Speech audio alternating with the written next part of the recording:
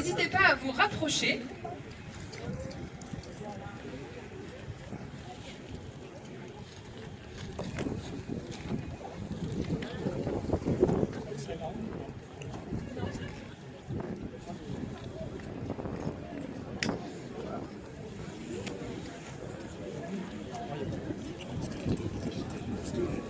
Alors, d'abord, merci beaucoup d'être là.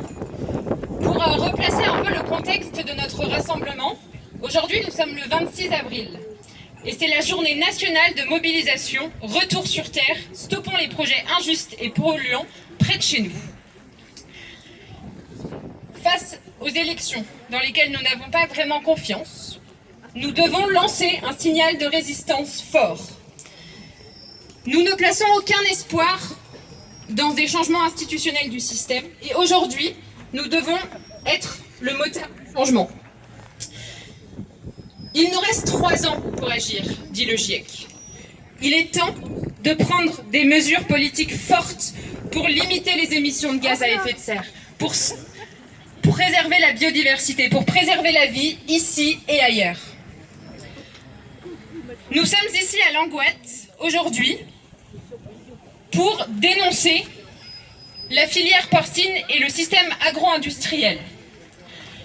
Et pour cela, nous avons décidé de co-organiser avec plusieurs organisations, comme par exemple le réseau Action Climat, la sauvegarde du Trégor, Stop Méthane Ploie, Attaque, les Coquelicots, Bretagne contre les fermes-usines, un procès.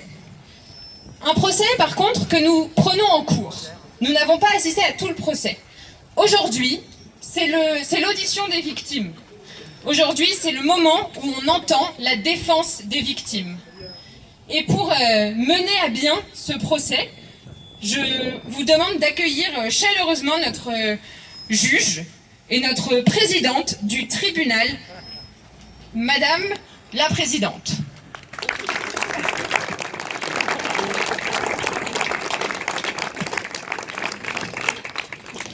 Bonjour. Alors, pour comprendre si l'élevage industriel de cochons est néfaste, et dans quelle mesure, nous allons entendre une série de témoignages et de plaidoiries. Tout d'abord, le témoignage d'un paysan.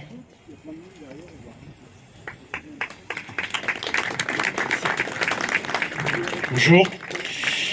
Madame la Présidente, je viens témoigner de mes conditions de travail qui se dégradent, ainsi que de la longévité de mon activité mise à mal par la filière industrielle porcine. En effet, je tiens une ferme de porcs plein air depuis 20 ans, en GAEC avec mon frère depuis l'installation. Nous élevons des porcs de race Duroc, qui sont un peu roux et de grande taille avec un bon rendement de carcasse. La viande est persillée. Cette race, très rustique, convient très bien à l'élevage 100% plein air. De ce fait, nous élevons nos cochons toute l'année dehors. Ils ont des cabanes pour naître, s'abriter, se blottir l'hiver. Ils profitent de l'ombre de sous-bois au fond des parcours, l'ombre de sous-bois au fond des parcours en été. Nous produisons l'alimentation essentiellement sur nos 50 hectares de culture, blé fourragé, un mélange de triticale pois essentiellement, avoine, du colza, que nous prenons et nous pressons l'huile de colza que l'on vend en direct et le tourteau va dans la ratio. Avec ces méthodes de production, nos cochons poussent en 1 an minimum, voire 13 ou 14 mois si nécessaire, ce qui est plus de 2 fois plus long qu'en filière industrielle. Nous commercialisons entre 70 et 80 porcs par an, soit 1 ou 2 par semaine en circuit court. Magasin de producteurs sur commande et un marché par semaine. Avec mon frère, nous vivons chichement. Nous étions jusqu'à maintenant contents de notre activité. Du temps pour faire autre chose, pas beaucoup d'investissement, une clientèle fidèle qui nous encourage avec des super retours sur la qualité de la viande. Et nous n'avons jamais voulu faire toujours plus. Mais les normes de biosécurité ont commencé à devoir être mises en place. Pour l'ensemble de la filière porcine, Madame la Présidente, ces normes sont très utiles dans la filière industrielle en termes de traçabilité, de suivi sanitaire, mais très difficilement applicable pour nos élevages plein air. Et cela nous décourage vraiment beaucoup. Il nous faut maintenant avoir une clôture grillagée sur l'ensemble de nos parcours, doublée d'une clôture électrique de chaque côté du grillage.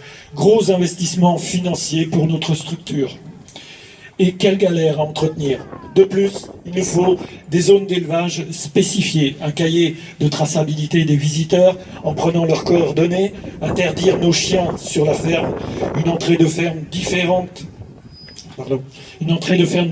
de la sortie, et le pire, nos enfants ne pourraient même pas venir nous voir ou traîner sur la ferme. Je le répète, ces normes sont sûrement utiles dans la filière industrielle, mais tellement décalées pour nos élevages, nos types d'élevage plein air.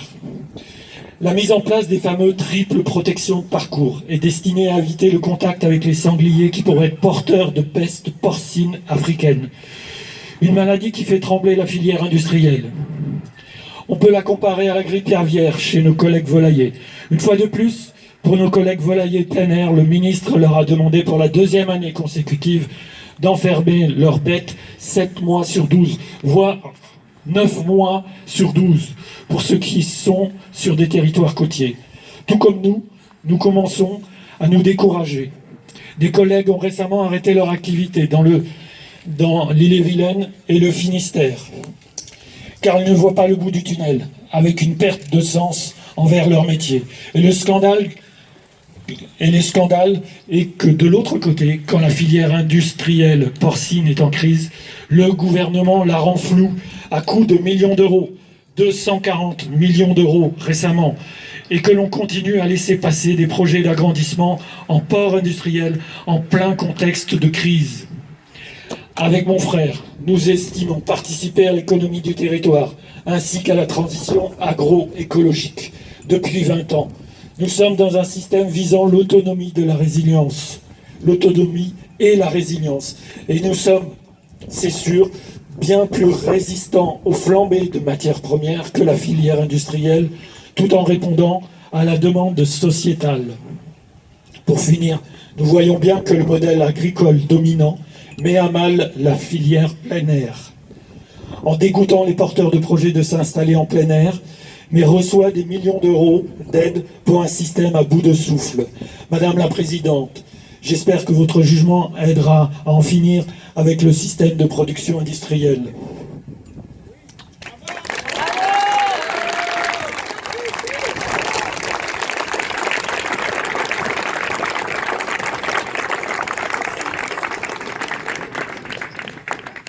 Merci monsieur pour ce témoignage. Écoutons ce qu'a à nous dire un cochon élevé dans un établissement industriel.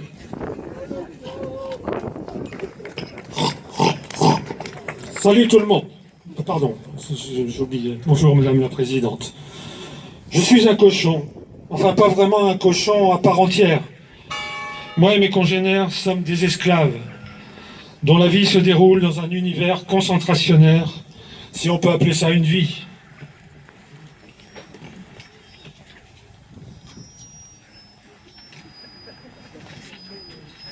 Jusqu'à l'âge de 8 semaines, j'ai disposé pour tout environnement d'un espace clos de 0,2 mètres carrés, 40 cm sur 50 cm.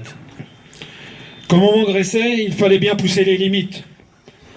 J'ai eu droit à 0,33 mètres carrés à partir de 9 semaines et 0,8 mètres carrés à partir de 17 semaines.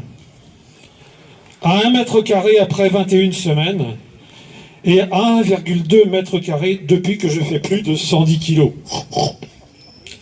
Ça, ce sont des normes label rouge, prévues pour mon bien-être. Après cette non-vie, je serai transporté par camion. Je verrai peut-être un peu de paysage si je suis transporté dans une cage proche du bord extérieur de la remorque. Puis je serai abattu pour être mangé. Je ne connais pas les conditions de cet abattage, mais d'après les rumeurs dans l'usine, ce sera à l'image du traitement que nous subissons depuis notre naissance. Il paraît qu'il existe des élevages de plein air, dans lesquels nos besoins naturels sont satisfaits. On y dort confortablement, et le matin, on peut aller faire nos besoins loin de l'endroit où on dort. Ça change des caillebotis sur lesquels on se tient toute la journée. En plein air, on passe ensuite une partie de notre journée à explorer l'environnement. Les jeunes, particulièrement joueurs et explorateurs, doivent être bien. On cherche tranquillement et sans stress de la nourriture en fouillant le sol du groin. On mange de tout, de l'herbe, des fruits, des noix, des feuilles, des herbes, des champignons, des racines, des tubercules, des vers, des escargots, des larves, des charognes, des petits vertébrés, et même parfois des plus gros. Dans un élevage industriel, on est en général nourri à heure fixe, et il faut se dépêcher d'avaler sa ration. Et quand on cherche à frotter le sol du groin, aïe aïe aïe, évidemment, pas question de se reposer, de se vautrer, de se rouler sur le sol pendant des heures, comme on aime à faire pour réguler notre température corporelle. Et puis, on est toujours les uns sur les autres. Nous, les porcs, sommes des animaux très sociaux, mais nous avons aussi parfois besoin de respecter une distance minimale entre nous. Faute de quoi, il y a des conflits et même des comportements agressifs. Madame la Présidente, je n'en peux plus. Nous ne voulons pas être traités comme des marchandises inertes. Nous n'en pouvons plus de la répression de nos besoins naturels. Assez de mâchouiller les grilles, assez de balancer entre apathie et stress, assez de risquer d'être victime des virus qui prolifèrent dans les élevages industriels. Quitte à être mangé, autant avoir une vie joyeuse avant. Je ne veux pas que mes enfants et petits-enfants cochons vivent ce que j'ai vécu. Madame la Présidente, il faut condamner ce genre d'élevage, qui n'apporte que maladie et mal-être.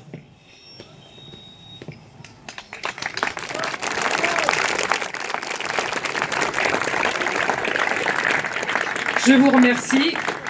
Place maintenant à un autre animal qui nous exposera en quoi l'élevage industriel l'atteint. Madame la Présidente, vous me reconnaissez? C'est moi, la vache, celle qu'on a dit folle. C'était dans les années 90 quand les humains me faisaient avaler des farines animales.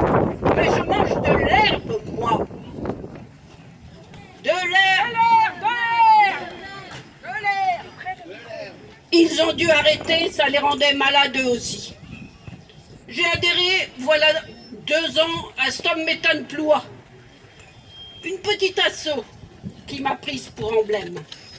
Car depuis, ils continuent de m'enfermer, de m'entasser, de me faire bouffer des tourteaux de soja qu'ils font venir de l'autre bout de la planète et leur sacre-saint ensilage de maïs.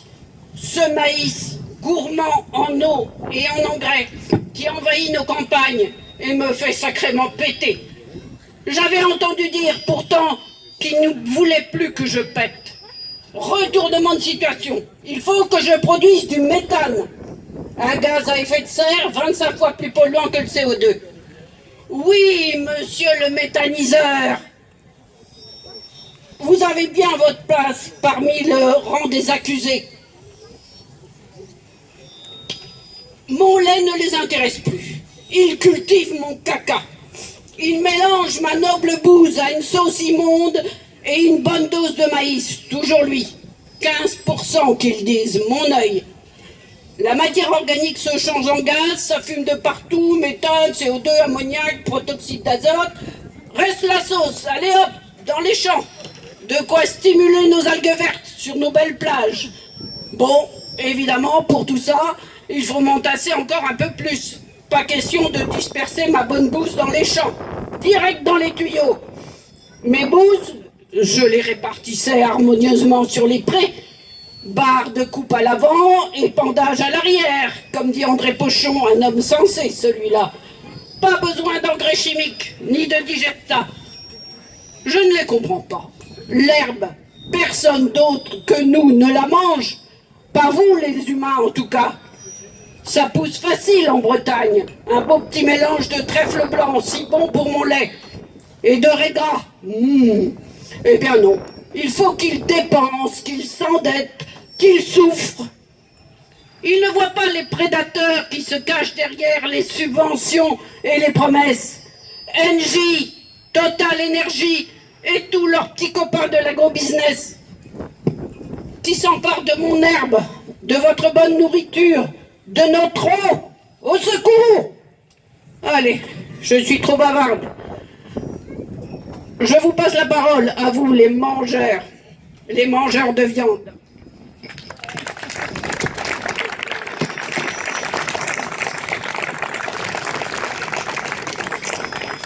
Merci. Nous allons maintenant entendre un humain. Présentez-vous, je vous prie. Bonjour, je suis mangeur de viande.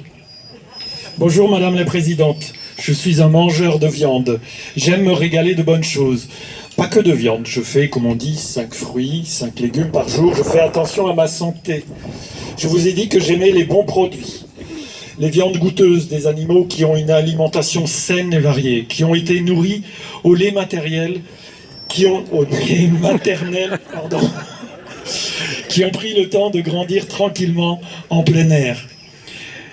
Mais c'est difficile à trouver. Ces élevages-là, ils disparaissent, remplacés par des fermes-usines subventionnées par des aides publiques.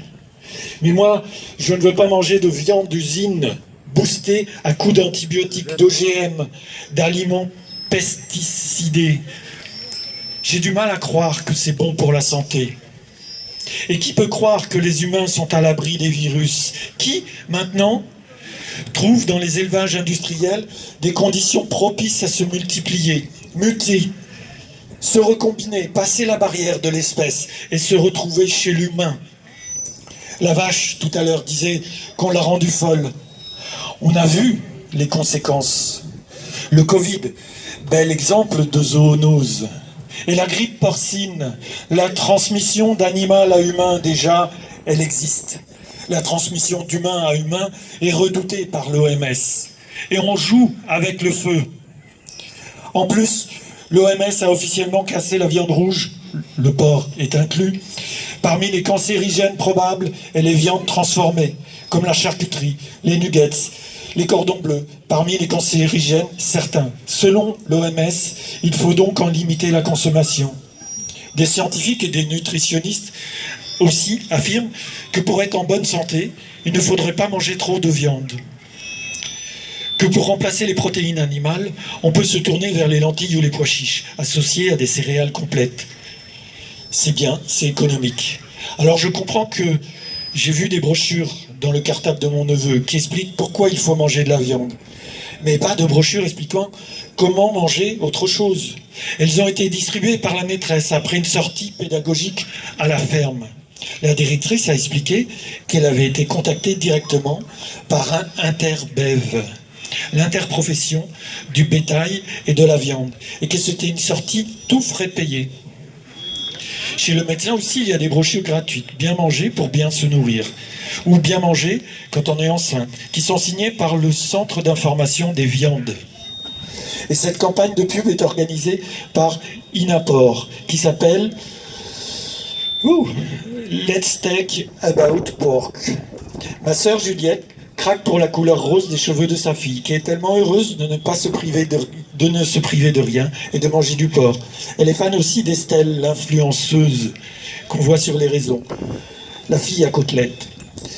J'ai regardé ce que Interbev, Inapor, CIV, c'est comme ça qu'on les appelle des lobbies. Les lobbies sont au service d'intérêts privés, pas vraiment de notre santé. Alors les lobbies de la viande poussent à la consommation de viande, évidemment. Inapor, pour sa campagne, a même reçu des financements de l'Union européenne. Si je comprends bien, l'argent public sert à financer la consommation de porc industriel. Je voudrais y voir clair. Je voudrais que l'argent public permette de diffuser des infos de santé publique, que les lobbies n'entrent pas dans les écoles. Ils sont malins, ces lobbies. Ils financent des études sociologiques pour comprendre nos attentes et mieux y fourrer leurs produits. Ils vantent la viande française. Ils assimilent le régime flexitarien à la liberté. Ils utilisent les mots à la mode. Madame la Présidente, si des élevages industriels sont construits, il faudra l'avaler, toute cette viande. Autant élever correctement une qualité adaptée, pas de surépandage, des cochons bien traités, des vers de terre aussi, de la viande de bonne qualité. Voilà ce qu'il nous faut.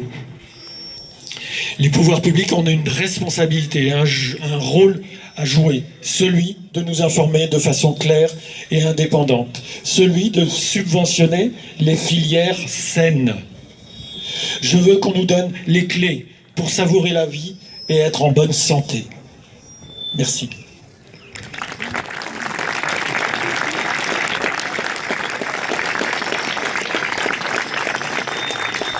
Merci. Après ces témoignages, nous allons maintenant écouter la plaidoirie de la santé.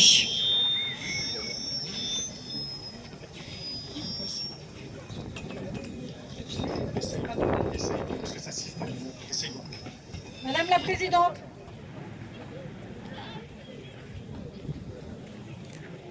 Madame la Présidente. Madame la Présidente. Ça marche.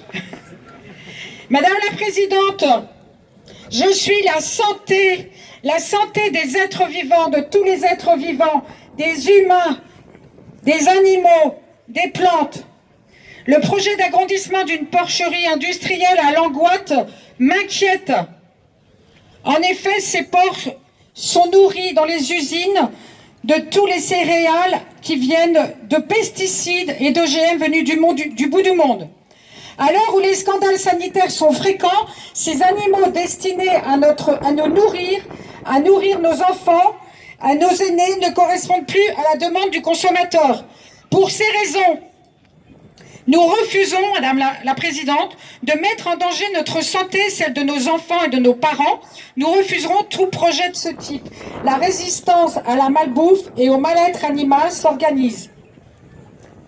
Je vais vous lire donc le texte des coquelicots qui se bat contre les pesticides.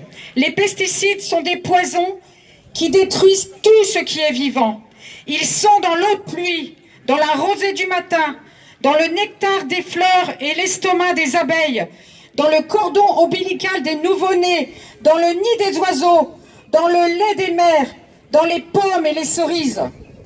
Les pesticides sont une tragédie pour la santé. Ils provoquent des cancers, des maladies de Parkinson, des troubles psychomoteurs chez les enfants, des infertilités, des malformations à la naissance. L'exposition aux pesticides est sous-estimée par un système devenu fou qui a choisi la fuite en avant. Quand un pesticide est interdit, 10 autres prennent sa place. Il y en a des milliers. Nous ne reconnaissons plus notre pays. La nature y est défigurée. Le tiers des oiseaux ont disparu en 15 ans, la moitié des papillons en 20 ans, les abeilles et les pollinisateurs meurent par milliards, les grenouilles et les sauterelles semblent comme évanouies, les fleurs sauvages deviennent rares. Ce monde qui s'efface est le nôtre et chaque couleur qui succombe, chaque lumière qui s'éteint est une douleur définitive. Rendez-nous nos coquelicots, rendez-nous la beauté du monde.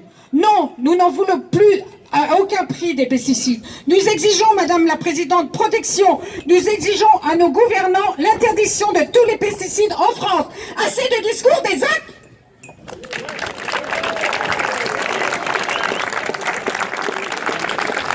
Nous vous avons entendu. La parole est maintenant à la au représentant de l'humanité. Merci Madame la Présidente. Madame la Présidente, aujourd'hui le constat est clair, simple et limpide. L'humanité est victime de productivisme. C'est une drôle de situation. On se dit que pour favoriser des bonnes conditions de vie, il faut produire toujours plus. Mais en fait, la seule solution pour ma cliente, l'humanité, c'est de changer drastiquement le système de production. Alors je viens aujourd'hui exprimer mon incompréhension face à l'agrandissement de cette ferme-usine à cochons et plus largement l'ensemble de la filière porcine industrielle et du système auquel elle appartient, l'agro-industrie, qui requiert des conditions mortifères. C'est un véritable crime d'écocide.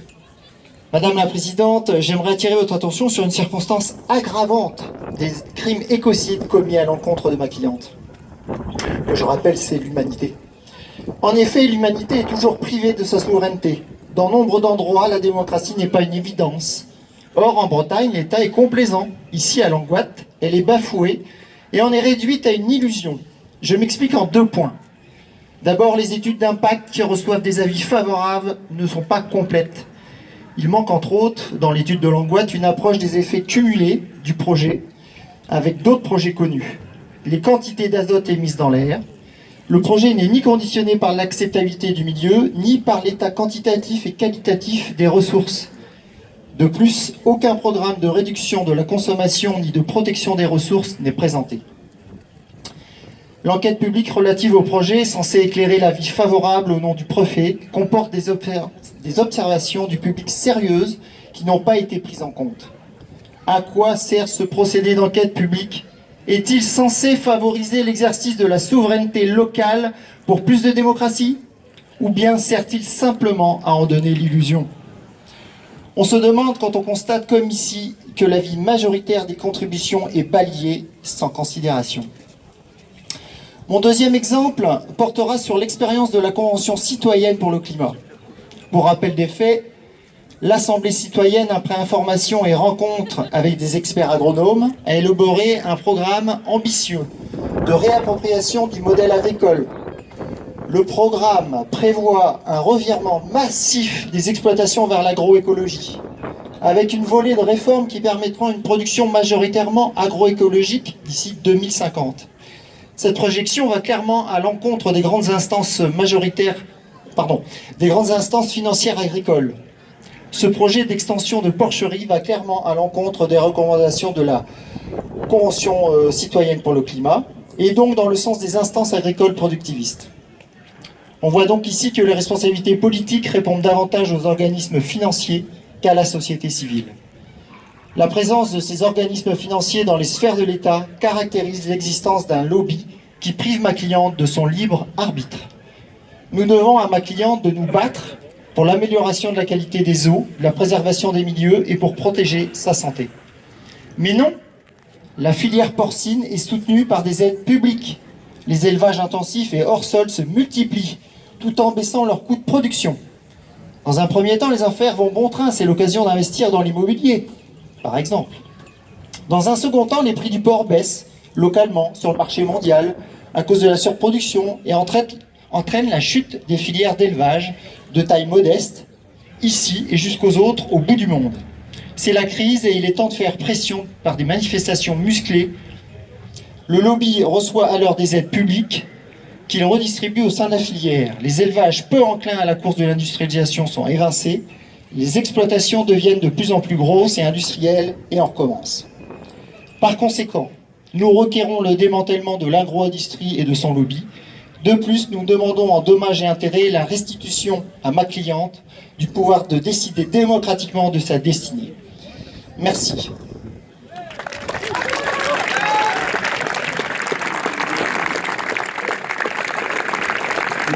Merci maître pour cet exposé. Écoutons maintenant le témoignage du ver de terre.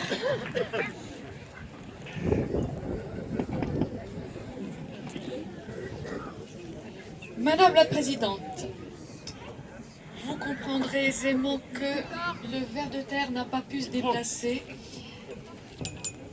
Vous comprendrez que le ver de terre n'a pas pu se déplacer jusqu'ici. Il m'a donc transmis cette supplique que je vais vous lire. Je suis le ver de terre, laboureur infatigable depuis la nuit des temps. Ma modestie m'empêche d'énumérer tous les services que je rends au sol et aux jardiniers, professionnels ou amateurs. Ah non, je n'ai pas volé mon surnom d'architecte des sols fertiles. Grâce à mon brassage incessant, je rajeunis et j'aère les sols, je favorise la croissance des racines, j'ameublis la terre et facilite ainsi l'écoulement de l'eau. Et tout ça bénévolement, Madame la Présidente. Vous l'avez compris, je joue un rôle capital dans l'agriculture. Alors pourquoi cet acharnement contre moi? En effet, depuis quelque temps, je peine à la tâche. La terre est de plus en plus dure à travailler, du vrai béton parfois. La faute aux énormes engins qui parcourent les champs en les tassant, et tous ces produits nouveaux qu'on déverse pour, paraît-il, produire plus. Résultat, nous sommes de moins en moins nombreux, nous les vers de terre. Jadis, ça grouillait. Maintenant, pour rencontrer des potes, c'est pas le pire. Vous avez entendu parler du Digesta, Madame la Présidente? Ça vient d'une nouvelle usine qui produit du gaz avec les cacas des animaux élevés dans de grandes prisons. Un méthaniseur, ça s'appelle. Avant, on répandait du fumier sur les champs et ça nourrissait la terre. Et puis nous aussi, les vers de terre. On appelait ça un engrais naturel. Rien à voir avec les engrais chimiques, ni avec ce digesta que, curieusement, les hommes appellent aussi engrais naturel, alors qu'il est privé du carbone indispensable pour l'équilibre des sols et qu'il contient un tas de cochonneries. Le plus grave, c'est que non seulement il nous affame, mais il nous tue, nous les vers de terre et autres habitants de l'humus, et en grande quantité. Le digesta va nous exterminer jusqu'au dernier, tout comme les abeilles. Et qui pourra nous remplacer? Tout ce gâchis, c'est à cause de l'élevage intensif. Plus les élevages seront importants, plus il y aura d'effluents à méthaniser et par conséquent, plus de digesta à épandre. La fin de mon espèce et de toutes celles qui grouillent sous terre est programmée. C'est pourquoi je vous demande, Madame la Présidente, d'interdire les fermes-usines, les méthaniseurs et l'épandage du digesta génocidaire.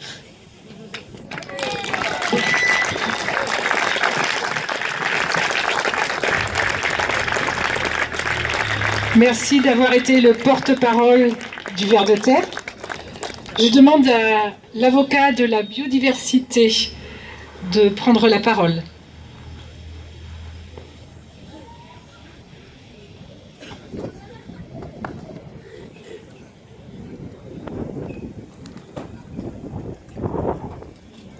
Madame la Présidente, bonjour.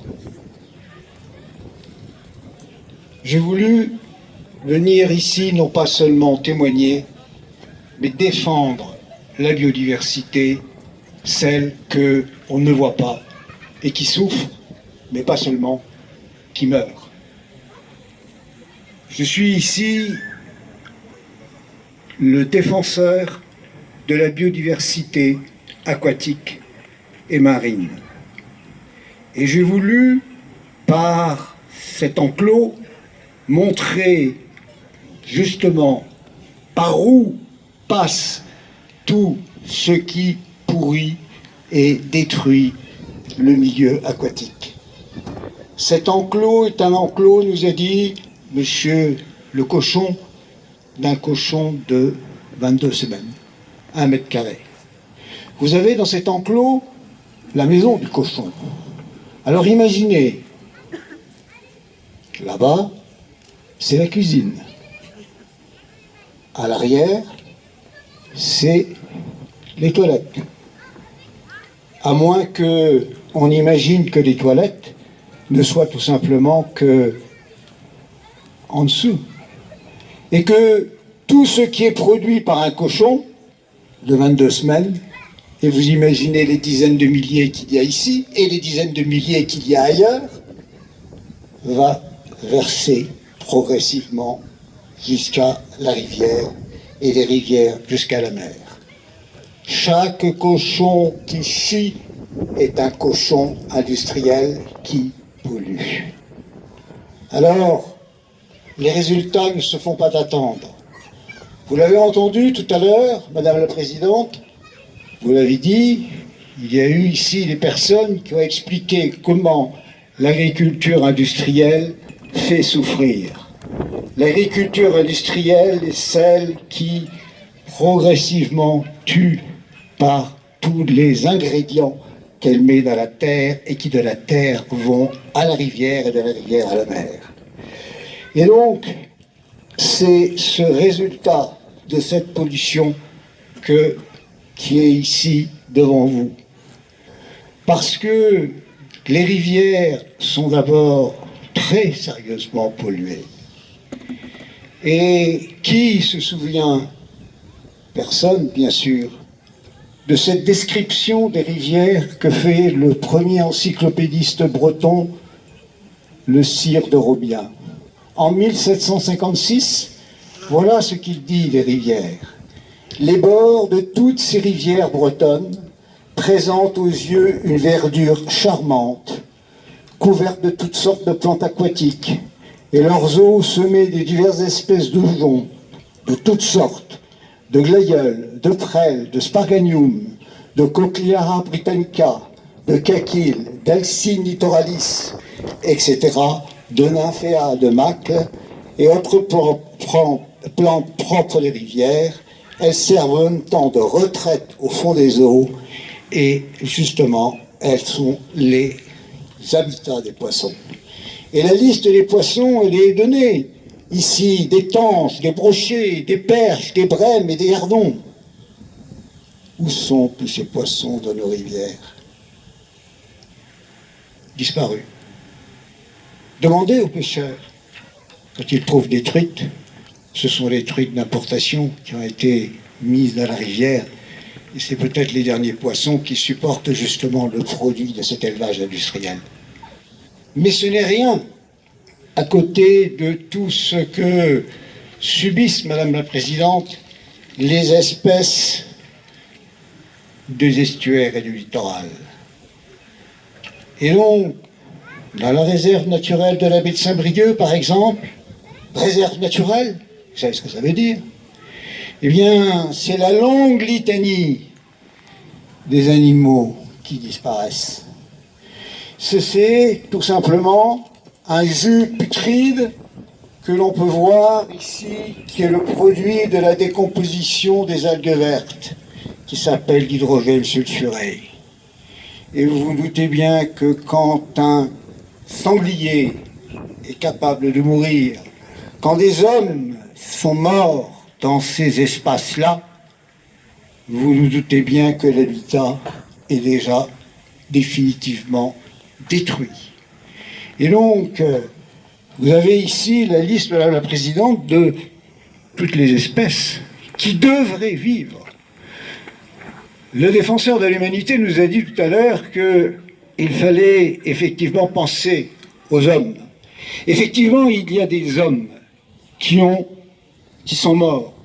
Et donc, chaque fois sur les plages, le produit de cette agriculture industrielle qui transforme en marée verte en hydrogène sulfuré dans les sédiments, et donc les hommes risquent leur vie. Les hommes sont morts, des hommes et des femmes, et les enfants, surtout les enfants, risquent leur vie. Mais, mes clients, les espèces ici du littoral, c'est pas qu'elles risquent de mourir, c'est qu'elles sont mortes. Et vous entendez déjà le glas qui tombe. Mon président, l'avis de décès est ici prononcé. C'est le glas pour toutes les espèces ici.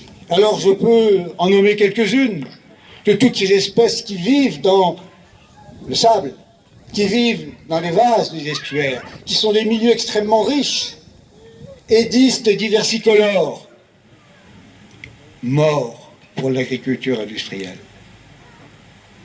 Cerastodema édulé, mort pour l'agriculture industrielle. Sigalion matildae, mort pour l'agriculture industrielle. Curtielia bidentata, mort pour l'agriculture industrielle. Et Cerastoma édulé, eh bien, morte aussi pour l'agriculture industrielle. Toutes ces espèces-là sont mortes sur des hectares dans des réserves naturelles. Voilà la vérité.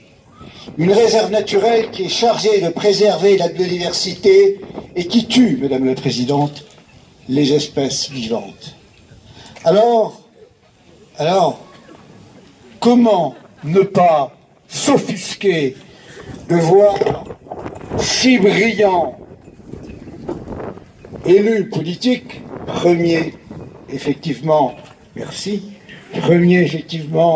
personnage de l'État, manifester sa profonde sympathie pour l'Europe, ce que je ne le reproche pas, mais de si mal respecter les dispositions, Madame la Présidente,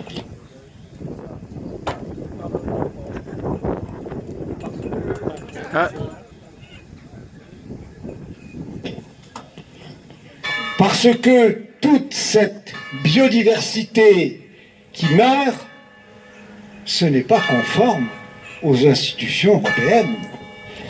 Que devient la directive eau de 2000? Je vais vous lire un des extraits de cette directive eau de 2000 qui montre que le code et les lois européennes ne sont même pas respectées en France. Parce que cette directive cadre dit bien ceci.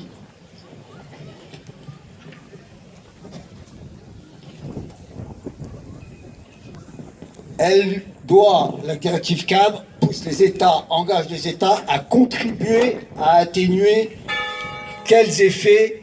Eh bien, les effets des inondations, mais aussi à protéger les eaux territoriales et marines, à réaliser les objectifs des accords internationaux pertinents, y compris ceux qui visent à prévenir et à éliminer la pollution de l'environnement marin par une action communautaire au titre de l'article 16, paragraphe 3, à arrêter ou supprimer progressivement les rejets, émissions et pertes de substances dangereuses prioritaires présentant un risque inacceptable pour l'environnement aquatique, dans le but ultime d'obtenir dans l'environnement marin des concentrations qui soient proches des niveaux de fond pour les substances présentes naturellement.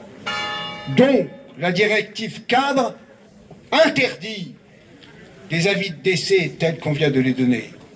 Alors, c'est beau de chanter l'Europe, c'est mieux d'appliquer ces règlements. C'est pour ça que cette agriculture industrielle en Bretagne, eh bien, si on veut qu'elle cesse, il faut aussi que le personnel politique prenne la juste dimension des engagements qu'ils prennent à Bruxelles pour que, Madame la Présidente, on en finisse. Donc je demande la condamnation de l'État français qui autorise une exploitation de ce type-là, comme tant d'autres en Bretagne, au nom de la législation européenne.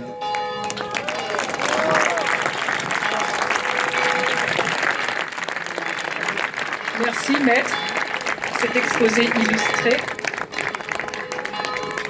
Nous allons maintenant entendre le climat. Ce sera le dernier plaignant avant d'entendre l'avocate de la défense. Merci Madame la Présidente. Donc, je suis le représentant du climat. Le climat, c'est la condition de vie indispensable pour toutes les espèces vivantes et pour l'humanité qui a pris la parole tout à l'heure. Le collectif Climat Trégor s'associe aux actions de toute taille qui sont menées dans la rue ce soir, un peu partout en France, dans le cadre de ce fameux retour sur Terre, stoppons les projets toxiques près de chez nous. Et si nous sommes partie plaignante ici, en voici la raison. Les scientifiques du GIEC, on vous le rappelle, nous ont donné 3 années pour espérer sauver l'humanité. Ici, à Langoat, comme à Plouisy, nous devons mettre fin à ces projets d'un autre temps. Et c'est ici en particulier le procès de l'élevage industriel que nous devons faire. Plus les fermes-usines gonflent, plus elles émettent de gaz à effet de serre. Portée majoritairement par un modèle productiviste, l'agriculture mondiale est responsable de 22% des gaz à effet de serre. En France, c'est 19%. En Bretagne, c'est 41%. 41% de dioxyde de carbone, de méthane, de protoxyde d'azote. Ce gaz hilarant, il est en fait très inquiétant car il est de l'ordre de 300 fois plus impactant pour le climat que le CO2. Plus les fermes-usines gonflent, plus elles empoisonnent nos eaux en amont, comme en aval, de la terre à la mer. L'eau se charge de pesticides, d'azote, de phosphore, d'engrais chimiques et de fientes. Les algues vertes en sont un résultat catastrophique extrêmement visible.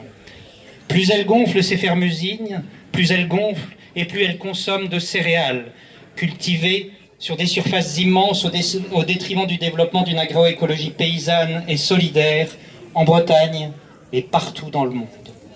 Plus elles gonflent, ces fermes-usines, plus elles consomment de tourteaux de soja OGM produits en Amazonie, en exterminant les peuples autochtones et en détruisant la forêt, cette forêt justement qui est un puits de carbone qui nous est tant nécessaire.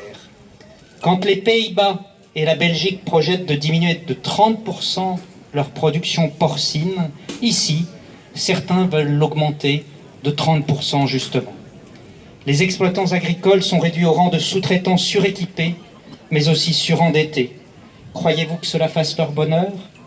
C'est pourquoi nous demandons au tribunal de prendre les décisions nécessaires afin, tout d'abord, de stopper ces projets destructeurs et de soutenir, en second lieu, d'accompagner la résilience climatique des agriculteurs, comme le demandent les rapports du GIEC. Changeons le système, pas le climat. Merci, Madame la Présidente.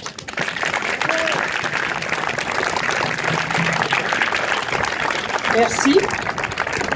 Après cette série d'auditions de victimes et de plaignants, je demande à l'avocate de la défense de prendre la parole.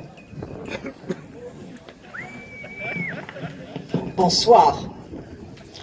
Certains d'entre vous pourront penser que je vais parler de nitrate d'azote et de marée verte. Pas du tout. Je vous ai entendu, tous autant que vous êtes, témoins, plaignants, accusateurs, prophètes de malheur, nous marteler que l'agriculture, que l'élevage industriel fonçait dans une impasse économique, écologique, environnementale, sanitaire, alimentaire, sociale, et j'en passe.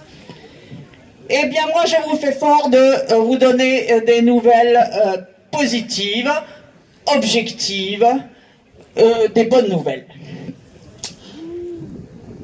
Première bonne nouvelle. Monsieur Éric Bothorel, député La République En Marche de la circonscription, candidat à sa réélection, et que j'ai croisé le 12 avril dernier sur le marché de Paimpol, dès que je lui ai remis le tract, à peine le temps de lui dire que cette ferme-usine produirait 22 500 porcs par an, il m'a aussitôt coupé. Madame, 22 500 porcs produits par an, ce n'est pas de l'élevage industriel. L'élevage industriel, on le trouve en Chine, madame. Dans le bâtiment à 13 étages décrit par Éric Orsena dans son livre sur le cochon. En Bretagne, il n'y a pas d'élevage industriel. Alors, si M. Bothorel et M. Orsena, grands spécialistes du cochon, le disent, reste plus qu'à mettre un bulletin Bothorel dans l'urne en juin prochain. Deuxième bonne nouvelle. Il y a au moins une autre personnalité qui est d'accord avec M. Bothorel. C'est M. Thierry Burlot, costarmoricain, ancien conseiller régional Boutet d'Or, qui s'est reconverti comme président de l'Office français de la biodiversité. Eh bien, le 14 juin 2021, sur le plateau de FR3 Bretagne, dans une vidéo qui a bien circulé, Monsieur Burlot s'écrie, je cite, en levant les bras, « La ferme bretonne, elle est familiale, elle est de taille humaine. Qu'est-ce qu'on nous raconte? C'est quoi cette histoire de ferme-usine ?» Donc, bonne nouvelle, il n'y a pas de ferme-usine en Bretagne, c'est le monsieur biodiversité qui le dit. Troisième bonne nouvelle. Avant le confinement de mars 2020, on n'était pas absolument certain que la pollution de l'air aux particules fines en Bretagne venait de l'ammoniac agricole, mais comme au printemps 2020, la circulation automobile a été diminuée de 80% et qu'on a quand même eu une alerte à la pollution aux particules fines sur le nord de la Bretagne, maintenant on est définitivement fixé sur l'origine de la pollution de l'air. Et puis attention, Airbrace mesure la pollution aux particules fines et les préfets sont informés des résultats, ce qui leur permet d'alerter les gens et de leur demander de ne pas faire de sport et de rester chez eux. Exemple très concret de cet avantage. Le vendredi 25 mars dernier, ma mère, 85 ans, m'appelle au téléphone et me dit ça ne va pas, ça va pas du tout, j'ai du mal à respirer, je manque d'air et aujourd'hui c'est encore pire qu'hier. Je crois qu'il va falloir que j'appelle le médecin. Je l'ai aussitôt rassurée. Mais maman, si tu respires mal, c'est parce que l'air est pollué. Les agriculteurs sont en train de vider leurs fosses à lisier, tu sais bien. Et si tu lis ton journal, tu verras qu'il y a une alerte à la pollution de l'air et que les personnes fragiles comme toi ne doivent pas sortir. Pas la peine de voir le médecin. Il faut juste attendre que ça passe, que la météo change. Il fait beau, mais s'il pleut, ça ira mieux. Et donc, vous voyez bien, j'ai rassuré ma maman. Bon, je lui ai pas expliqué qu'Airbrace avait dit qu'il fallait continuer d'aérer sa maison. Ma maman n'aurait pas compris pourquoi il fallait faire entrer la pollution dans la maison et rester ensuite enfermé dedans. Et moi non plus, j'ai pas bien compris d'ailleurs.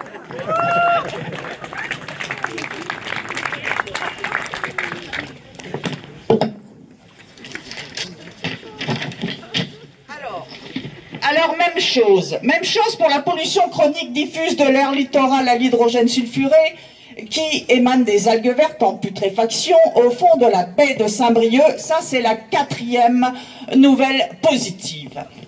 Après 8 mois de combat contre monsieur Ronan Cerdran, président de l'agglo de Saint-Brieuc, qui est un peu têtu. Attention, j'ai pas dit borné ou bête ou obtus, non, j'ai dit têtu. Donc, Alto Marée Verte a obtenu de M. Cerdran que la saison prochaine, les résultats des mesures de pollution commandées à Airbrace par l'agglo soient publiés tous les jours.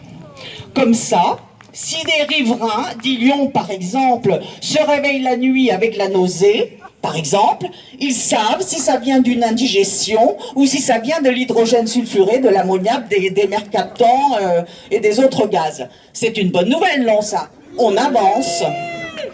5e information positive. Pour aider les éleveurs confrontés à la flambée des prix de la gamelle des animaux, le gouvernement a décidé dans son plan dit de résilience que les 300 000 hectares de jachères voulus par l'Union européenne pour préserver la biodiversité pourront être mis en culture pour nourrir les bestiaux.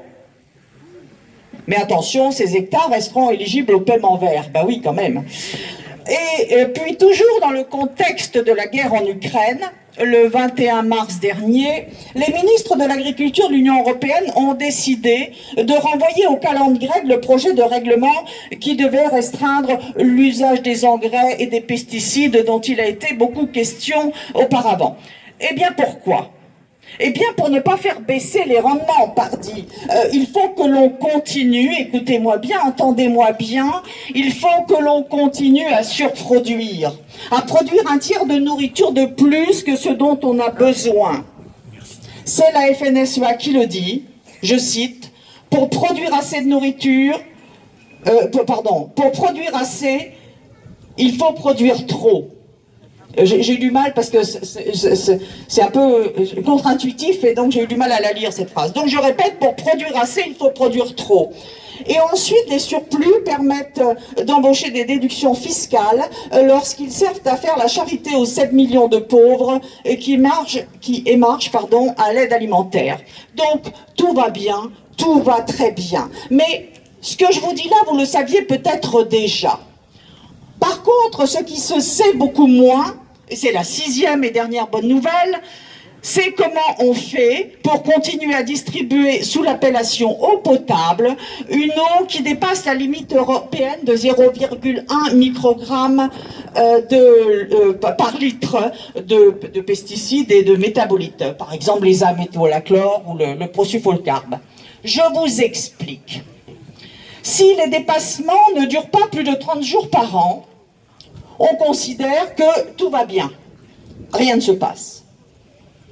Au-delà de 30 jours, le distributeur d'eau obtient une dérogation valable 3 ans, renouvelable une fois 3 ans, le temps de mettre en place quoi? Un plan d'action, bien sûr.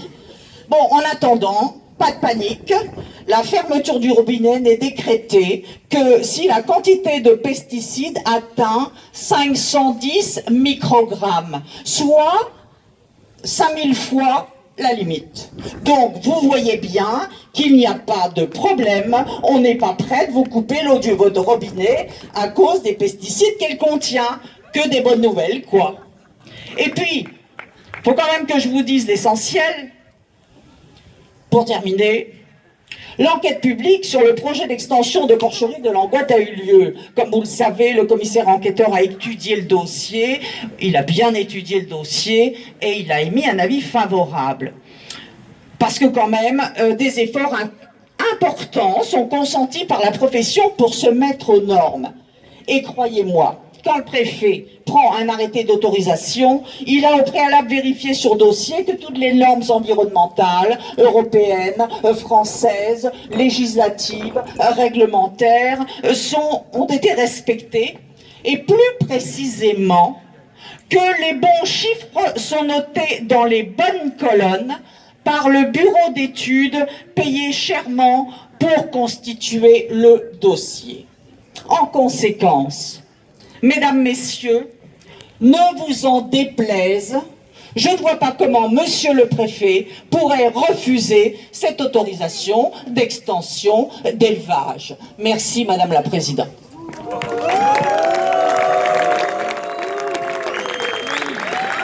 Merci. Nous allons maintenant nous retirer pour délibérer.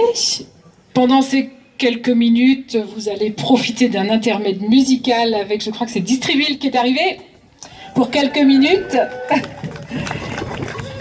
Et nous serons de retour donc dans quelques minutes pour l'annonce du jugement.